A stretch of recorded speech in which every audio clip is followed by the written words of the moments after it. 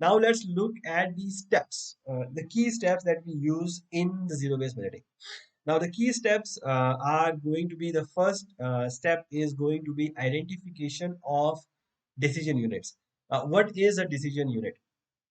The decision unit is any activity for which we are going to make a judgment whether we should continue with this or not. It can be as small as buying a A4 paper for the organization compared to continuing with a super good profitable selling product. Whether we should continue it or we should replace the product with something else, right? So these are called decision units. So the organization has to identify each of the decision units for which we want to apply the zero-based budgeting, or because we need to identify the alternatives to it. What are we going to do if we or do we really need to continue with these activities? So these are usually the high ticket items. Because the zero-based budgeting is very expensive, we don't recommend to change everything in one time.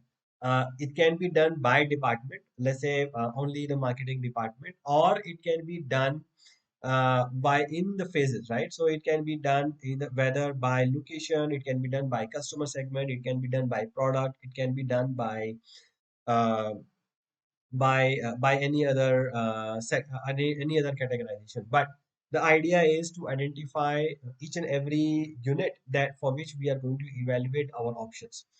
Then the next step obviously is to analyze each decision unit through the development of decision packages. What are decision packages? Decision packages are a combination of analysis.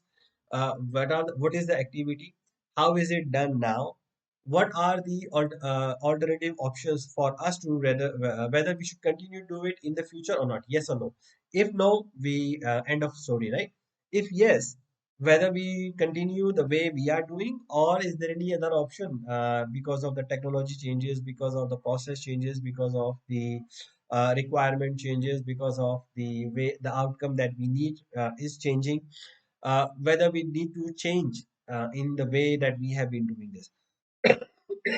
What is going to be the cost and the benefit of such a change? So that information is available in these decision packages. And then once we have known that, then we evaluate the decision packages and rank the decision package to develop the budget, whether we should choose option A, option B, because sometimes the our decision to apply on one activity is going to affect the our decision on another activity, right? So they may be interlinked.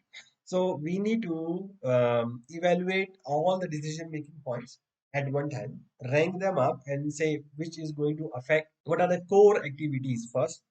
When once we have selected them, then whatever is relevant on that particular decision, we will be applying the scenarios, right? So that's the third step of developing the budget. Then the fourth step is going to be prepare the budget according to including those decision packages which has been approved.